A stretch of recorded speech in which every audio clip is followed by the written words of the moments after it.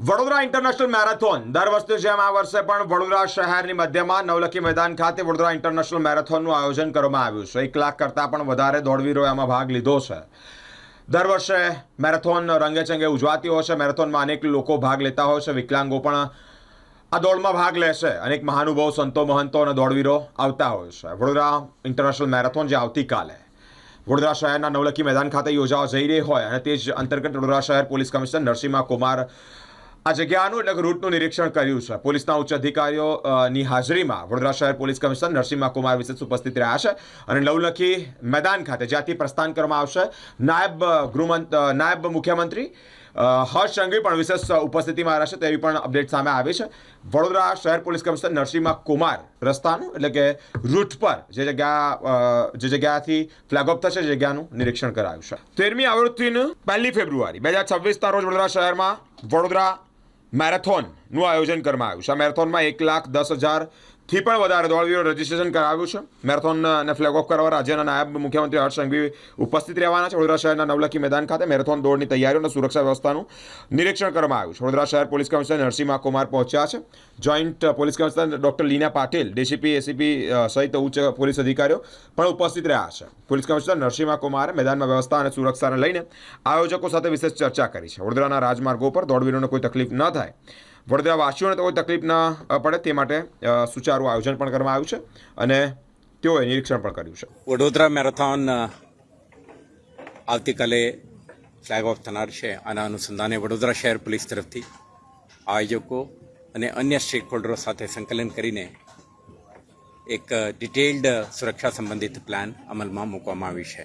આના ભાગરૂપે તમે જોઈ શકશો કે જે જગ્યાથી ફ્લેગ ઓફ થનાર છે, જેના માટે લોકો ભેગા થનાર છે, આ સ્થળે એમના મેરેથોન ઓફિશિયલ્સ, એમના આખા ટીમ, એમના સાથે આપણા પોલીસ અધિકારીઓ, કર્મચારીઓ ક્રાઉડ મેનેજમેન્ટ માટે, વીઆઈપી સુરક્ષા માટે તૈનાત રહેશે। સાથે સાથે એમના different edition, full marathon, half marathon, 10 kilometre, 5 kilometre, દિવ્યાંગ રન, તમામ માટે જે સ્ટેગર્ડ ટાઈમિંગ કરીને શહેરમાં નીકળતા આ મેરેથોન એક સુરક્ષિત માહોલમાં નીકળી શકે, કોઈ ઇન્ટરસેક્શન ના આવે અને એકબીજાને નડતરરૂપ ના રહે તે માટે સુરક્ષા અને સાથે સાથે ટ્રાફિક મેનેજમેન્ટ અંગેની પણ ડિટેલ્ડ પ્લાન આપણે અમલમાં મૂકી છે।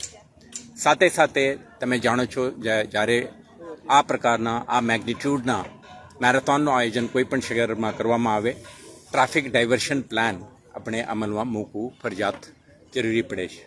આવતીકાલે પણ શહેરના કેટલાક માર્ગો ઉપર આપણા વ્હીકલ મૂવમેન્ટ ઉપર આપણા રેસ્ટ્રિક્શન મૂકી છે।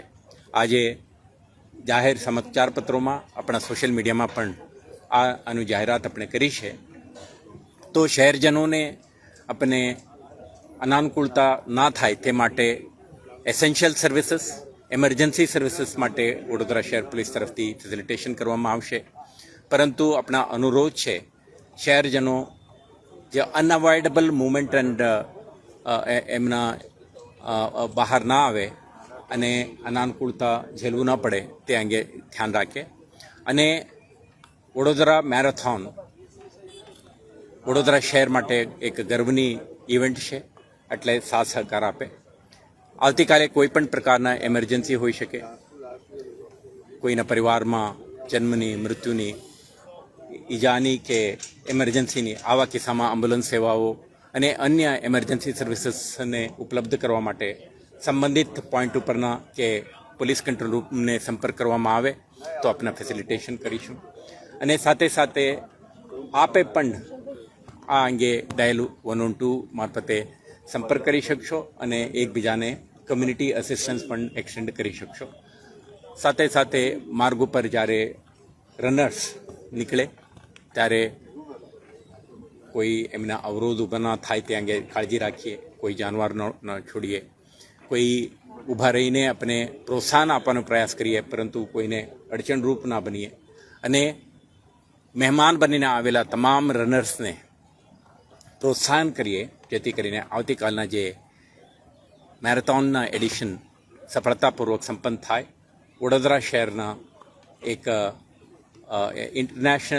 નેશનલ પ્લેટફોર્મમાં આ વડોદરા મેરેથોન પ્રેઝન્ટ થાય, આ અંગેનું આપનું સાથ સહકારની અપેક્ષા છે. સાથે સાથે આવતીકાલે આપણે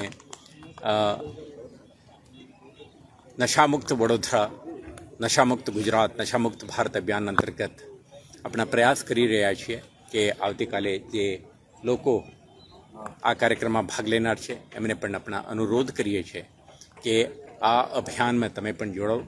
તો આ પણ શહેર પોલીસ તરફથી વડોદરા મેરેથોન ટીમ સાથે સંકલન કરીને આ કાર્યક્રમનું પણ આપણા આયોજન કરીશું.